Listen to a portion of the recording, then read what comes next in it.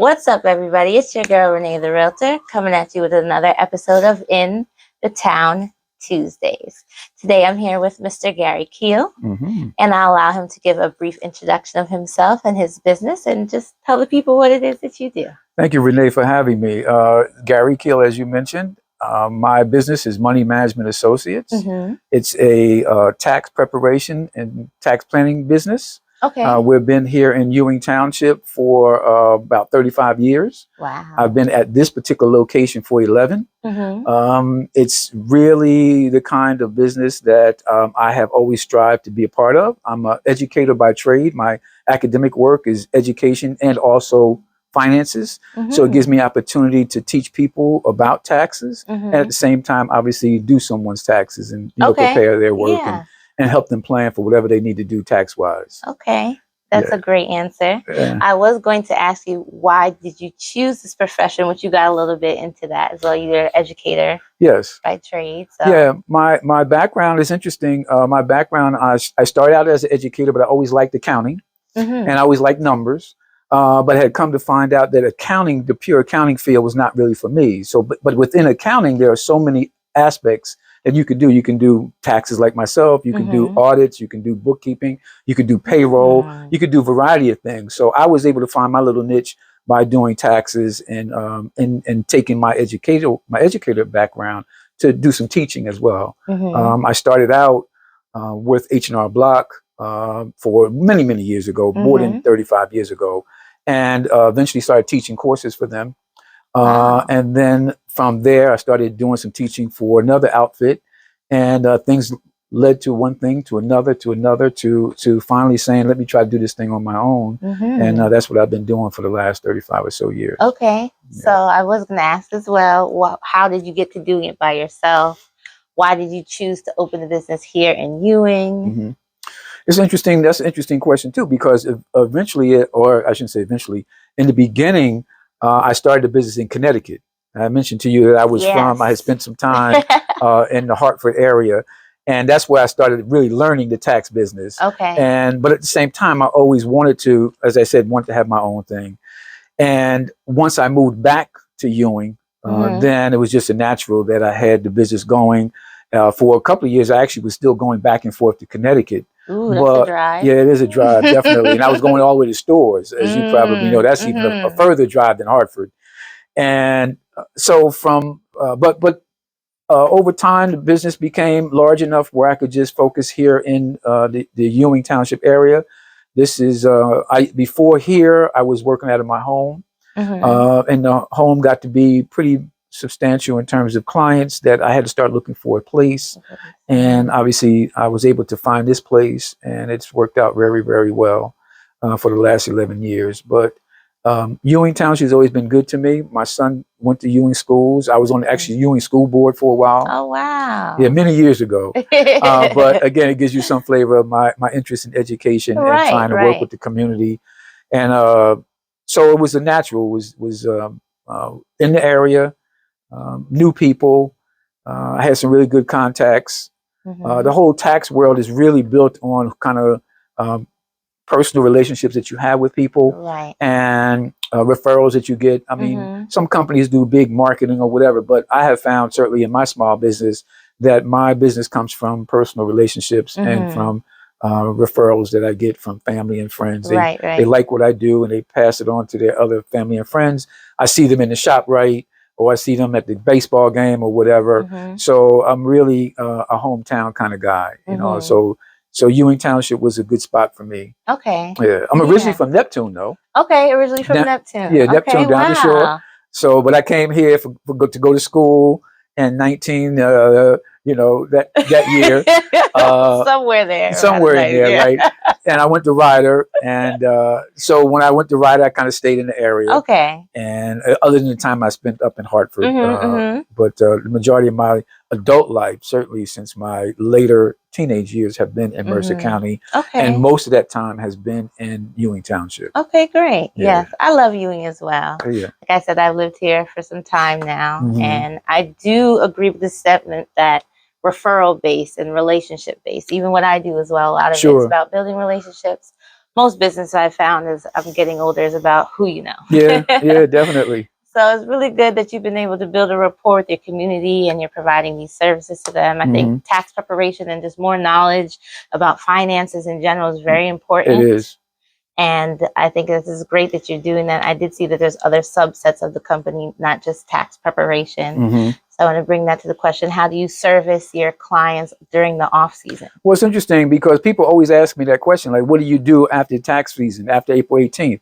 Well, I do a number of things. People get a letter from the IRS and they don't know what to do. There are extensions that occur that people, I'm really surprised the number of people who don't file and then they eventually decide that they're going to file in June or July. I go to tax training classes. I do about 35 to 40 tax seminars each year to stay up to date. Oh, wow. So again, part of my whole education experience. Other than that, as I said, I help people with Social Security questions. I help people who they may be getting ready to take money out of their 401k and they want to know what the tax implications are. Some people I've helped people develop mortgage applications because people are kind of intimidated by the whole process. So it becomes more of a consultation activity from May through December. Okay. And it works out well because during that time from May through December, I want to spend some time doing some other things that I want to do. I want to travel. I want to have a good time. Yeah, I want to enjoy myself. So I don't want to work all the time. Right. Interesting also, I retired from the state. And when I retired from the state 11, 12 years ago, that was part of my idea was I wanted to do some things that I wanted to do. And I didn't want to do them when everybody else did them, like, during the summer. So I wanted to have, extended time free. Right. And so the tax world was able to allow me to do that. I said, it's very busy from January to the end of April. I can imagine. But from May through, it's not, it's work, but it's more hit and miss, the kinds of things that I have to do. Okay. Yeah. I tell clients all the time that I'm here. I may not be here when they call during the off tax season, but if a client calls me, I can assure them that I get back to them within a couple of days. Because I'm more than likely I'm still in the area. I do take some time and go away, but more often than not, I'm in the area. I just may not be in the office with office hours. Like during the tax season, I actually have office hours. I could imagine. Yes. People are probably ringing your phone all the time. They are. And but it's interesting. I do most of my work through appointments or drop-offs. Okay. So it's rarely that people have to come and wait. Which a lot of big box operations, you have to go and you wait, to get your tax work. Yeah, right. And then you're not with the same person every year. But here in my office, obviously it's the same person every year, me. And it's either appointment, and if your time is 8 o'clock, then your time is 8 o'clock. Right. And if I don't put another person like at 8:15, to kind of push you out. I want people to feel comfortable coming to me. That's big. So that'd be a good reason for people to come to this type of establishment as opposed to H&R Block. Right, a big box. Used to work for. Did you feel that sense when you worked there that you were kind of rushing people, not really getting to know? Oh yeah, definitely. I'm not critiquing any of the big box operations, but it's different.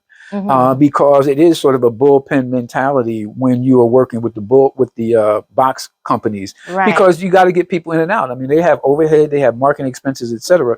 So me, I have a small staff. It's myself, one other preparer, and I have 3 support staff, and that's my staff. And we do well together. We've been together probably 8 or 9 years, so everybody knows what they have to do their job. And so I say to people all the time, I want you to come here. I want you to feel comfortable. Don't feel stressed. I mean, it can be a stressful time for taxes for sure. But I want people to feel comfortable. My support staff is A1 in terms of making people feel comfortable, and whether it's getting us something to drink or just sitting having a conversation or whatever. So I think that's important, is to have that kind of relationship with people in a situation like this, because it can be stressful. Right. Man, people coming in and they owe, and they don't have the money, and it can be a tough time for people.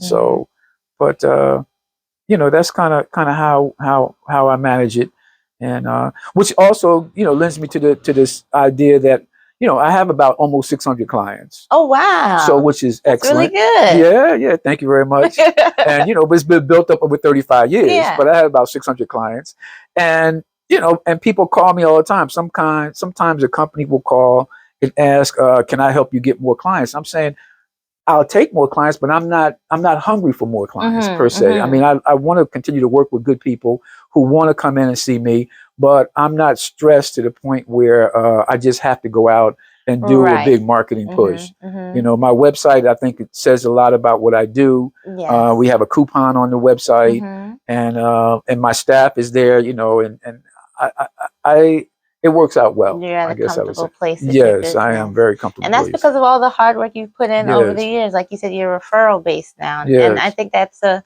place that we all strive to get to as small business owners. Yeah, exactly. Where people just send you the business. Yeah, definitely.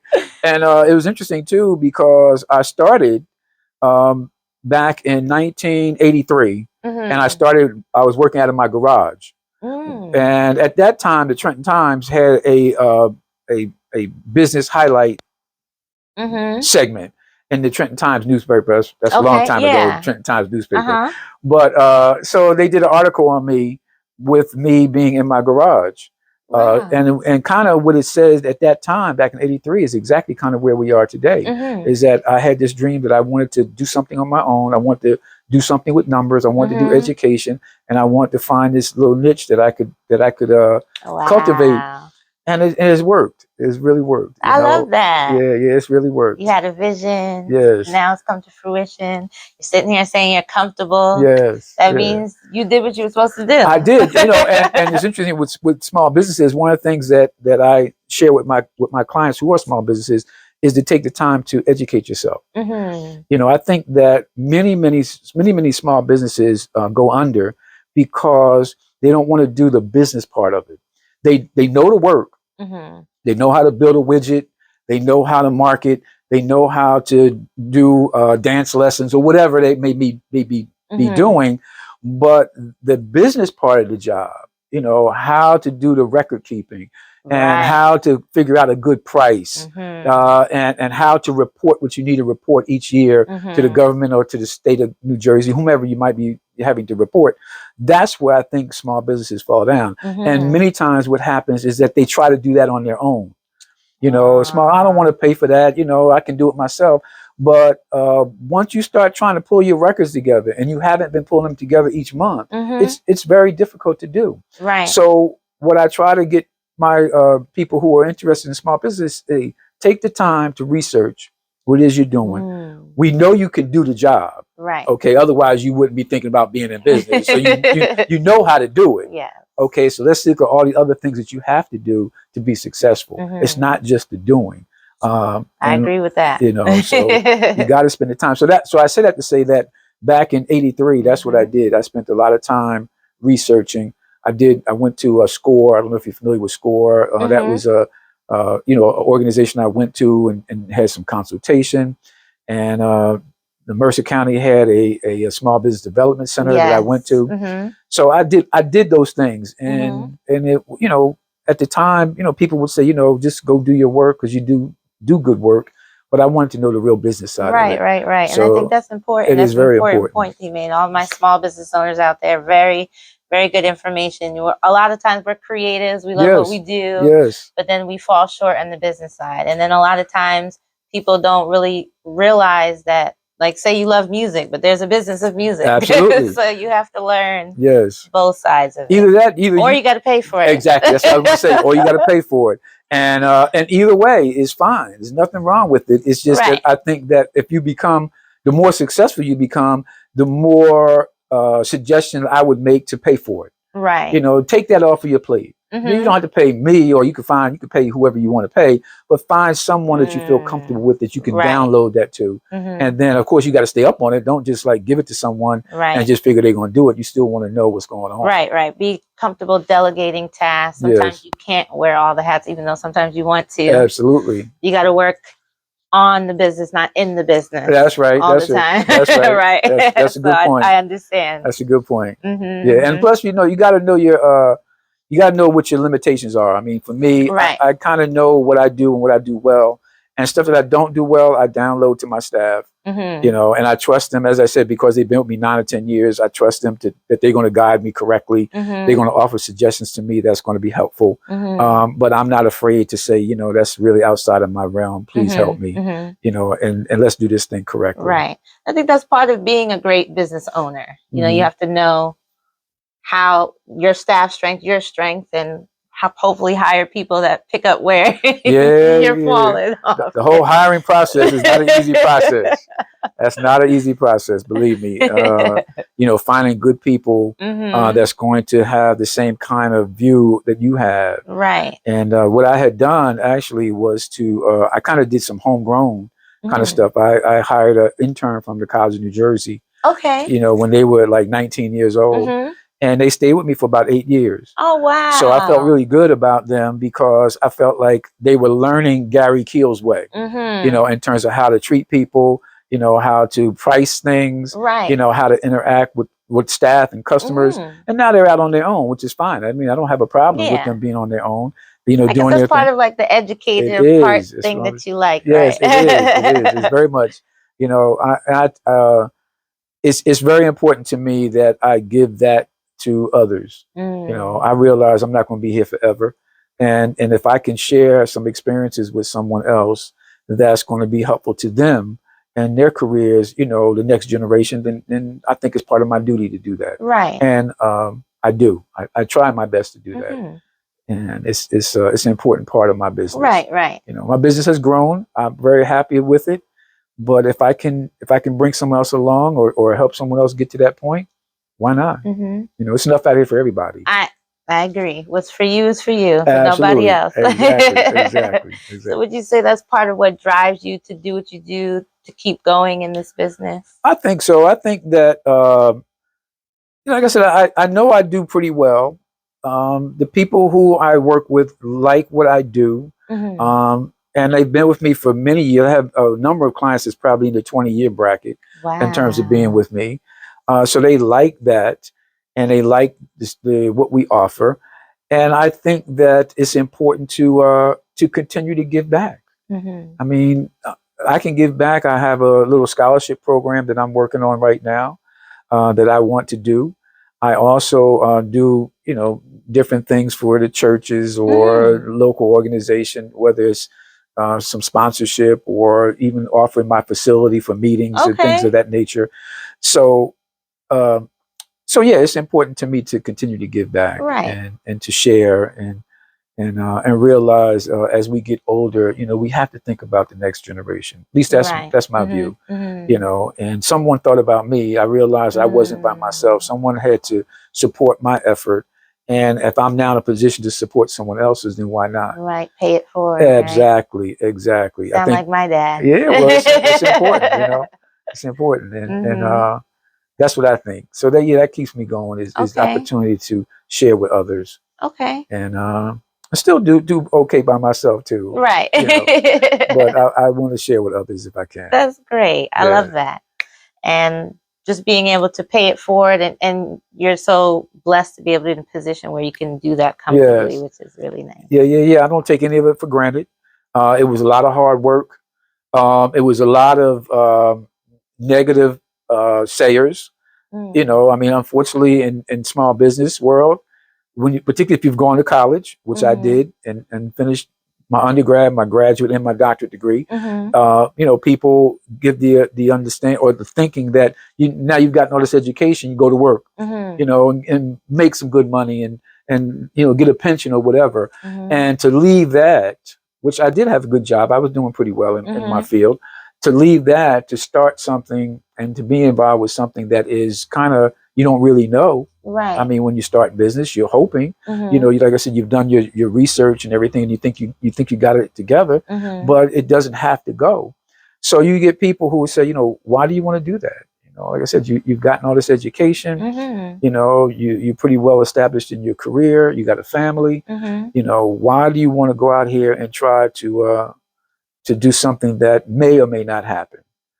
And I guess my view was that, well, I'm gonna make it happen. You know, no, it's not an option. Right? It's not an option. But you know, you have to deal with the negative people. Not negative people, negative comments. Right. Because I mean, I think the people who shared what they shared with me were very concerned. They just didn't see what I saw. And I think that one of the things I tell young people today, that there's a difference between being a visionary and a seer. Most people see. I see what's in front of me. Right. But it's the visionary that's able to make things happen. And that's what you got to be. At least that's what I think you have to be. I agree. You know? And sometimes that vision wasn't for them. God gave you that vision. He didn't give it to everybody else. Exactly. Yeah. And you can't be afraid. Right. I tell another one of the things I tell young people too, not just young people, anybody I talk to, I say, listen, there's nothing wrong with being afraid. Afraid is a natural emotion. Okay, for everybody. You know, there's something that's going to make you be afraid, but just don't let fear paralyze you. Right. And I said, that's the thing. So make fear make you do something. You know, and hopefully it's do something that's going to go in the positive direction. But it's okay to be afraid. I was afraid. I've been afraid many times. You know, when you're out here on your own, you got a family and you're trying to make it work and you don't know if you're going to get a paycheck, you know, that's fear. Right. But if you keep, you know, positive thinking and believe in it and let the people who telling you no, there's nothing wrong with them telling you no. Don't be mad at them. Because it might be family that's telling you no. Just don't be mad at them, but let them tell you no, and say, okay, that's a good thought. In fact, when I was in I know I'm talking a lot, but when I was in my doctoral program, my advisor used to tell me all the time that you have a good idea, but it's for somebody else. Because if you keep rehashing your idea, you never finish. So you find your niche. And say, okay, that's my niche. You have a good idea. It's an excellent idea. It's just not for me. Okay, but don't stop your idea. Right. You know. So the same thing with people who would say no, or people would be saying something that would be not necessarily the most positive. I say, okay, that's a good thought. Right. I appreciate that thought, but I'm still going to do this. Right. You know, I'm not going to not at least listen to you and value your thought, but I'm going to do this because I believe in this a little bit more than maybe you do. Right. And that's a good point. And you have to get to a point where you operate out of faith and not the fear that you feel. Believe that it's going to happen. Believe it's going to happen. And you know, another story too, just quick story. When I was working up at UConn, I was a career counselor, and I had a young man. He was probably a sophomore in school, and I was on staff there. So I was, you know, 8 or 10, 12 years older than him. And he told me one time that he had gone out on a job, and he met a guy who was on the job, and he was kind of like mentoring him in some fashion. And he said to him, he said, hey man, you know, if not you, then it's going to be somebody. So that was the thing that he came back. He told me, he said, Gary, he said, you know, the guy told me, if not you, then who? Right. So it's going to happen to somebody. You know, why can't it be me? So why not you? Exactly. Right? Exactly. Why can't it be me? Why not you? Right. You know, I mean, it's going to happen. Right. Somebody's gonna be a millionaire. So why not you? Exactly. Right? The only thing I don't do gambling. That's a good point. I don't do no gambling. But somebody's gonna hit. Yeah, that's right. Somebody's gonna go to AC and hit, but it's not gonna be me. Right. Definitely not gonna be me. But I'll do something somewhere else, but I'm not gonna do that one. Yeah, I hear you. But somebody's gonna make it. And why not? Why can't you? Why not you? That's a good point. That's what I say. That's what I say. Why not me? You know. And now look at you all these years later. It was you. It's been an interesting ride. You know, I mean, like I said, I had a good job with the state, real good job, making good money, and you know, I was working 9 to 5. You know, and was not sweating, and you know, benefits and all that went along with working. So I mean, it was fine, and you know, when I said I was getting out, you know, I put in my 28 years with the state, and I said I'm going to get out. I was younger, much maybe 12, 15 years younger than I am now. So that's pretty young. You know, if you might not think so, but it is. Yeah. So when I got out, you know, I mean, I remember my first day away from my job, and I had purchased this building, which was another interesting concept too, because most people didn't think I should have purchased it. Most people said, you know, you don't know what you're going to do, so why don't you rent it? You know, and then if you don't like it, you can always just stop. You know, versus once you buy it, then it's yours and you got responsibilities. But I felt like it was important for me to purchase the building, so I put some money together, scrapped some cash together, and I purchased it. And yeah, it was challenging. There's no doubt. There was some issues that we had to resolve here with the building, but it's mine, and I appreciate it now even more so. But at the time, people like, why you want to take your retirement money and dump it into a building that you don't even know is going to be successful. And but I tell you, Renee, I just always believed, and I told people all the time, I said, just hang with me. I mean, I'm not going to say it's going to be an easy ride, but we can make this thing work. Right. And it has. But it's been some challenges. And I've lost some friends. Unfortunately, because they didn't necessarily see what I saw. Right. So not that it's a negative thing per se, but it was tough at times. Like I said, when you're dealing with, particularly when you're dealing with a situation where you go, like I said, you go to school, you get 3 different degrees, right? You're working, you're making good money, you're taking care of your family, you got a house, you got the American dream, you're driving 2 cars, and like all of a sudden somebody say, well, we're gonna cut all that out. Boat now. We're gonna cut all that out now at 45 years old or whatever I was at the time.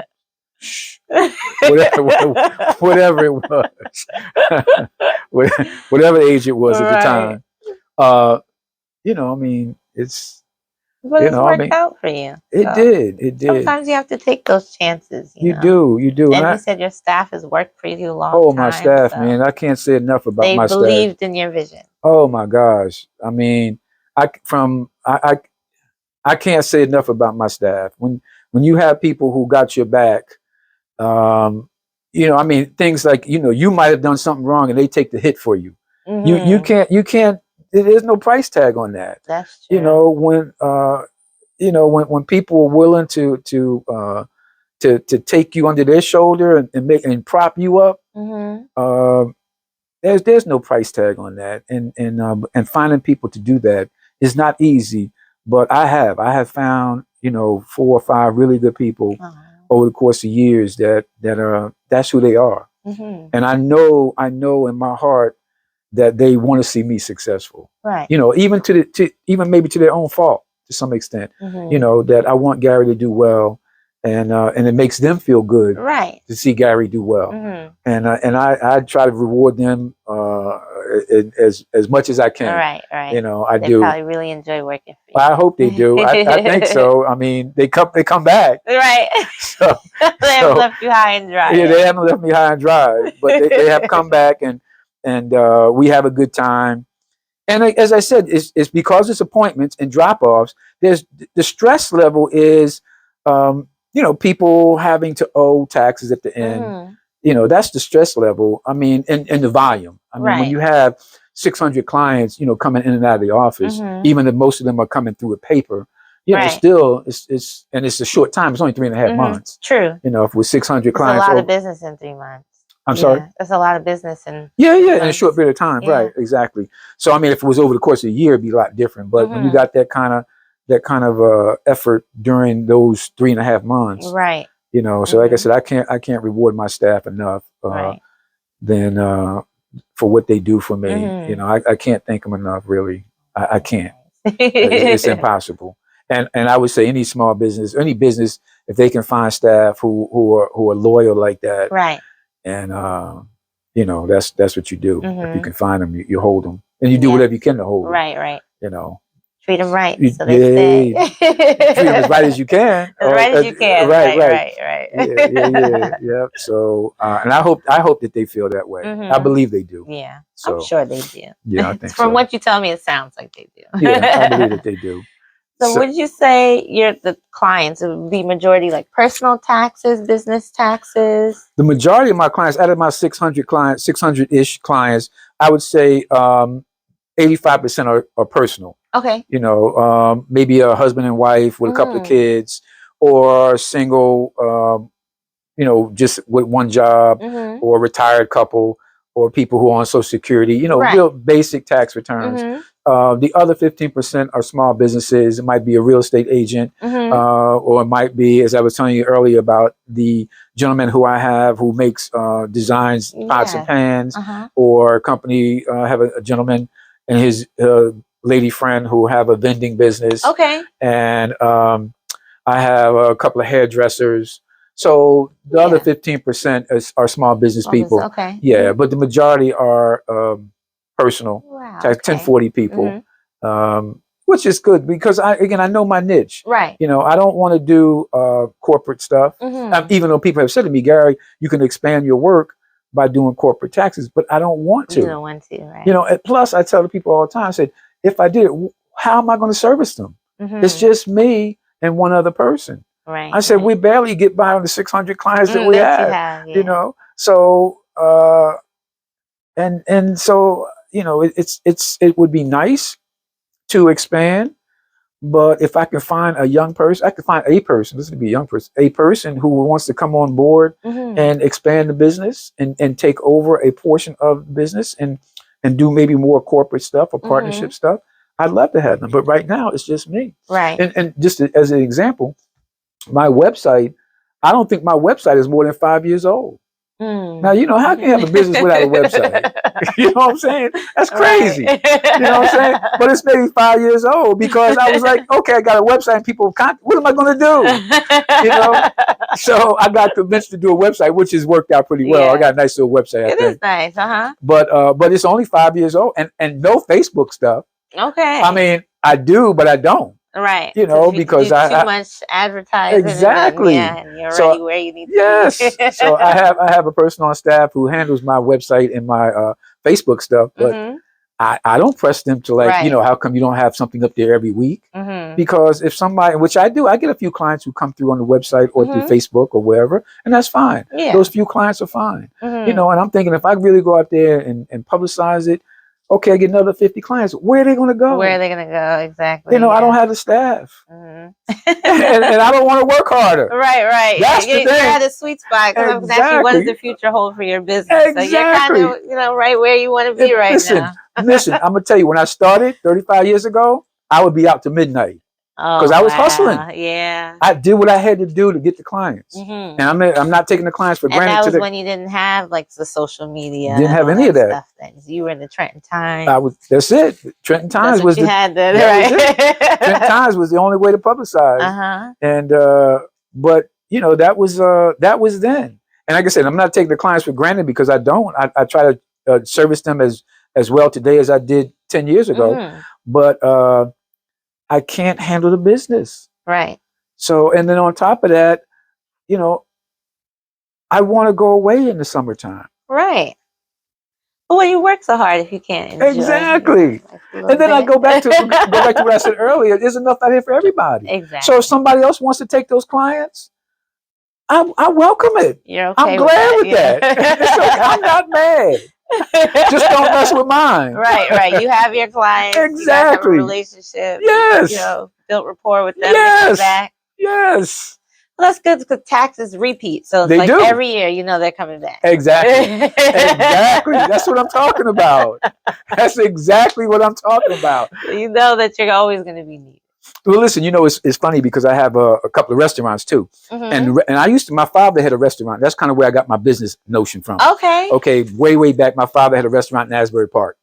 And I used to work in a restaurant. And so I knew business. All right. You know, I knew I didn't want to do restauranting, but I knew business. Okay. Right. I knew how to price things, or at least conceptually. I knew how to treat customers. Right. So, and my father used to always tell me that, you know, a customer come in the first time because it's a new restaurant, they never heard about it. But if you get them to come back, that means you got something. So that's the key thing, is to get people to come back. So, I mean, there certainly have had clients that have come in, they've only come in one time, they haven't come back, you know, and I've kind of tried to reach out to them why, you know, it might have been for whatever reason that they decided they might have moved, or they weren't happy with the price, or whatever the reasons were, which is okay. But when you get people to come back, that's when you know you got something going. You know, when you get to repeat business, and certainly in restauranting and even in the tax world. What kind of restaurant? He had a soul food restaurant. Ooh. He was down in well, I don't know if you know anything about Asbury Park, but down A little familiar. Springwood Avenue, back before the riots. They used to have riots in Asbury Park back when I was a younger man, or young teenage man, younger than teenage man. So, so my father was on Springwood Avenue, which was on the west side, and predominantly black neighborhood. And so he had the traditional fare: chicken, hamburgers, hot dogs, fish, and his big thing was sausages. Ooh, you know, and in fact, if you talk to anybody from Asbury Park has any connection prior to 1980, and you ask them about Moe's Restaurant, they will know about it. They'll know about Moe's. Yes, wow. yeah, they'll know about Moe's. Yeah, they did a nice couple of stories about my father. He's sorely missed, but he taught me about business. I mean, but we argued. You know, I mean, I think boys and fathers argue at some point for whatever reason. Right. You know, my son, he and I argue sometimes. I don't know why. She just listened to me and everything will be all right. Probably what your dad said. Exactly. But he taught me about business. Okay. You know, he taught me the importance of customer service, and which I think if I were to say anything special about what we do is the customer service, because in taxes and certain other things, certain other businesses, but in taxes, 2 and 2 always equals 4. So whether you come to Garry Keel, Money Management Associates, or you go somewhere else, taxes are 2 and 2 equals 4. So you say to yourself, why do you go there and not here? It's the customer service. You know, and the knowledge. Right. You know, because I know a little bit more than the next person, whatever. But those are 2 things. And I stress knowledge and customer service in my business. You know, you're not going to be treated poorly when you come here. Right. You're definitely not. You know, you're going to treat it like, you know, that your family. You know, the music's playing. It's calm. When I came in, the music was playing. That's right. calm atmosphere. You know what I'm saying? The windows are open. You get a little breeze. You know what I'm saying? So this is home. Right. You know what I'm saying? And that's important. It is very important. When it's a business that does with people's personal finances, it's personal, make them feel comfortable. Yeah, it got to. It got to. Like they're part of the family. They have to. They have to. And then this facility, it looks like a house. It does. Yeah. So, and people say to me, you know, do you live here? And no, because this building has always been an office building. Always. Okay. I bought the building from an insurance person. Okay. And the insurance person bought it from a real estate person. Okay. So I don't know what it was before that, because now we're going back more than 30. Commercially. Yeah, commercial zone. And over on the other 2 sides of me are also 2 family homes. So they're renting those. Yeah. So, but yeah, this has always been a business, but when you come in, it seems like home. Yeah, it does. So that's a nice thing. Yeah, it is very nice. I love the setup here. It's very nice. And I have and there's another thing too. I have a good friend of mine who does CPA work. Okay. Upstairs. Okay. So we do kind of a whole comprehensive thing. Okay. So I don't do that piece of it. I don't do the bookkeeping, the payroll, audits, none of those things. He does those things. Right. But he doesn't do any tax work. So if someone asks him about taxes, he refers them to me. Yeah. Anyone asks me about, Garry, you do bookkeeping or payroll, or, you know, can you do some audits, or can you do reconciling bank statements? Can I do it? Yes. Is it my area? No. And I refer them upstairs. Okay, that's nice, actually. Yeah, you guys have a little we have nice synergy. On yeah, definitely. And we've been friends 40-some years. Oh, wow, that must make it even better. Yes, yes, sir. Yes, sir. And people really ask him about taxes, and you know, he says, no, I don't do the tax work. Oh, that's scary. So ask Garry. That's right.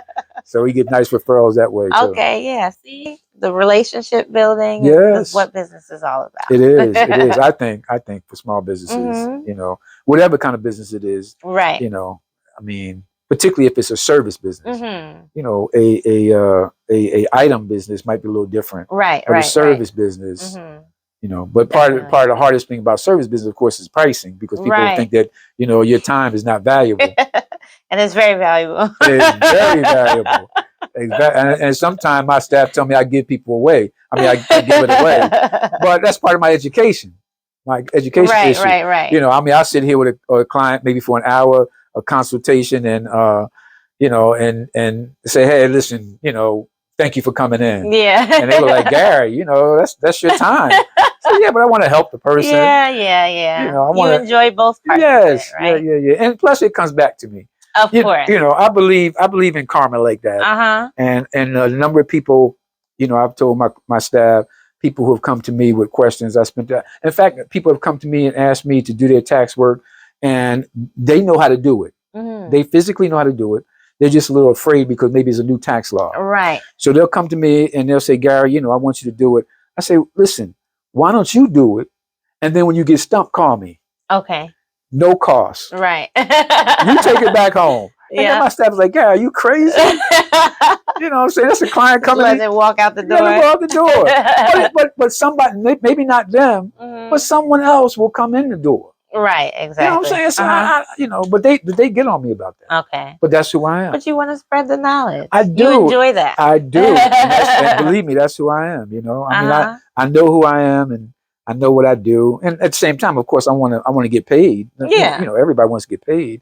But at the same time, man, if I can see a client who they know what they're doing, they just maybe a little tentative about something. Right. I'm saying, hey, listen. You encourage them to go do it. You last year you did it. What's the difference this year? Well, this new tax law. Well, go do it. You get stumped, call me. Okay. And then, but if you want me to do it, I'm gonna charge you. Yeah.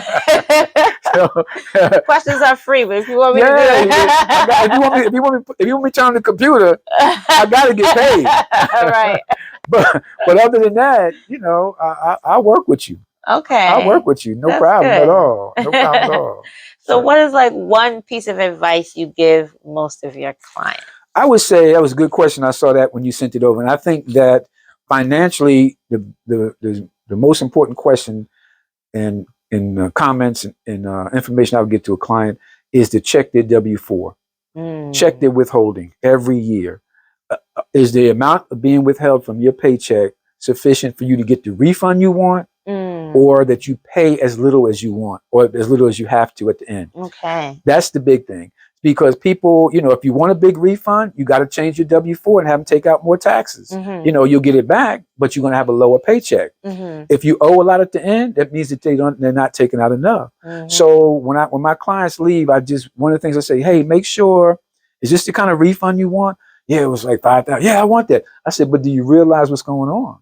What's going on? That they're holding $5,000 of your money, through the year. You're getting it back. But you're getting it back 14 months later. Right. 15 months later in some case. Maybe even further if they do an extension. Maybe 18 months later.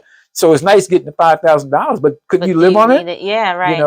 Or if you owe $5,000, it means that they're not. That means you're getting your paycheck. You're living. You're not even thinking about it. But they're not taking enough taxes. So those would be the two things. That would be the main thing that I would say to any of my clients is to, when we finish up, to make sure you're comfortable with your numbers, whatever that number is, whether it's a high or low. Because as I was saying earlier, the numbers are 2 and 2 equals 4. So if you want a big refund, I can help you get a big refund. I'm not going to cheat, but I can help you get a big refund by adjusting your W-4. Right. If you want to make sure you don't owe at the end, we can make the adjustments so that you can tell your company or whatever to change what they have as withholding. Okay. But that's the key thing. Right. And I'm of the opinion, and my clients don't necessarily like this, but I am, that I want to get all my money up front. So I don't care about a refund. If I'm getting a $2,000 or $3,000 refund, that means that's $2,000 or $3,000 the government that kept. You could all year. All year. I want my money.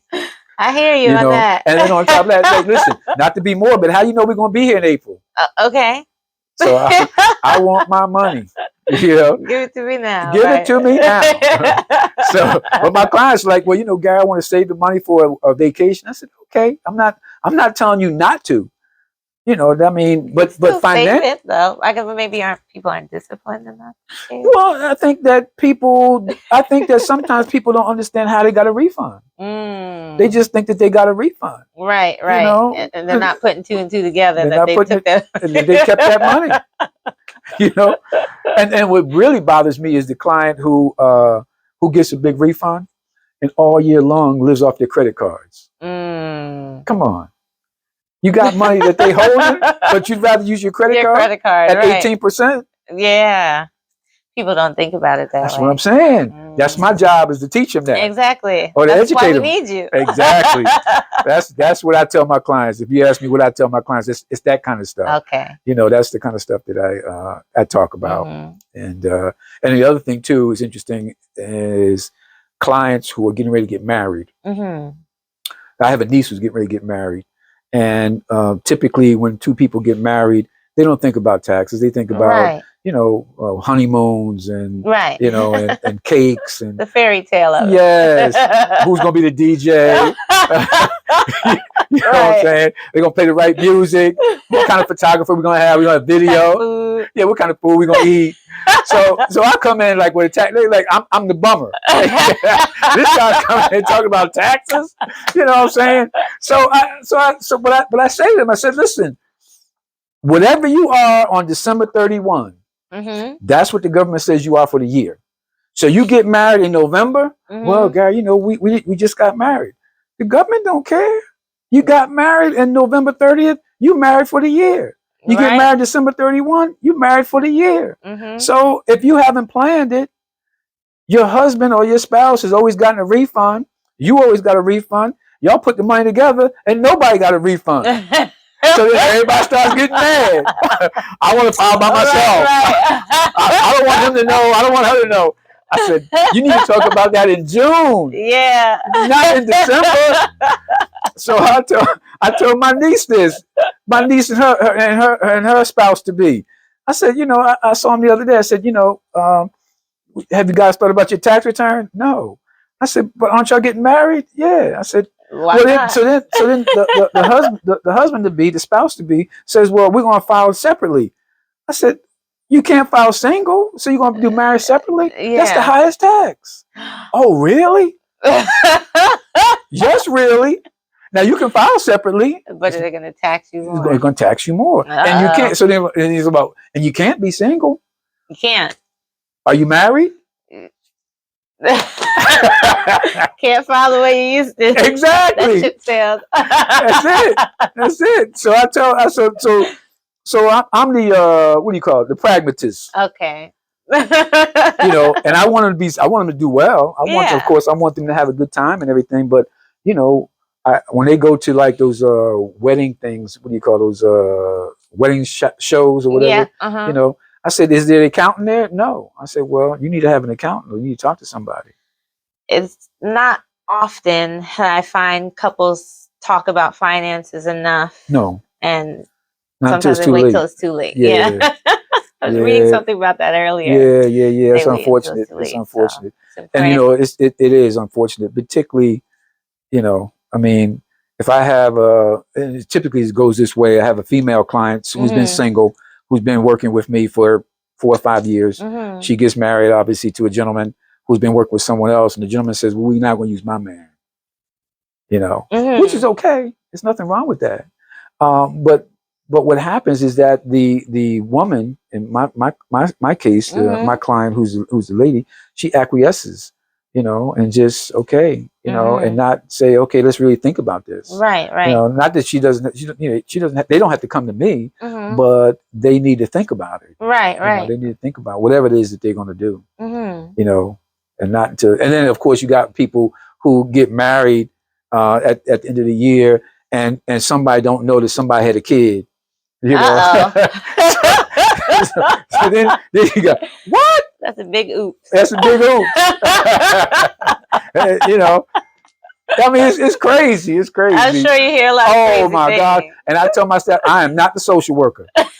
I'm not the marriage counselor. Sometimes I feel like in service businesses, you become that person. I do not want to be the social worker, the marriage counselor. No. And my degree, my master's degree is in counseling. Really? Yes. Oh, so they definitely looking at you. Not me.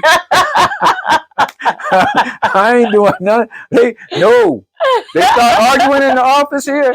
Y'all, listen, you're talking to the wrong guy. Right. You're in the wrong place. I'm 2 and 2 equals 4. You know, I'm no gray guy. So that's crazy. Funny. It is funny. Yeah. Yeah, sometimes we get that in here argument. I didn't know that. I could see that. You know, or then, you know, like I said, one gets a refund, the other one don't. And then like they owe at the end, it's like, it's because of you. Well, It might be, but it's now y'all. Right. That's the decision you made. So you should have had these financial conversations. Yeah, before me. Yeah. Before coming to the money management counselor. Right. That ain't going to counsel you. I'm gonna take my degree off the floor. Right. Off the wall. They're gonna say counselor. That's you. I don't want to hear none of that.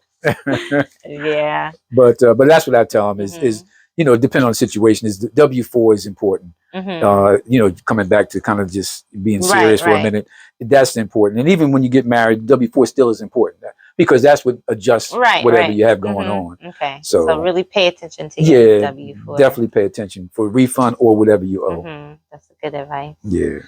This is very good. I feel like I got so much great information from you. Well, thank you for having me again. Yes. Tell the people where they can find you. 1194 Parkway Avenue, Ewing, New Jersey. You got a big sign out front says Money Management Associates. Garry Keel, Garry with 2 R's, Keel. And you can find me on the internet at www.taxsavingstoday. No, I'm sorry, www.mmataxpro.com. MMAtaxpro.com. Yes. So please contact Garry for all your tax needs. Yes, please. You can find me as always, Renee Stewart, on Facebook, on Instagram _Renee.Stewart_. Please visit our Park Bench website. Our great interviews will be posted up there along with many others. So thank you again for listening. Thank you. Yes.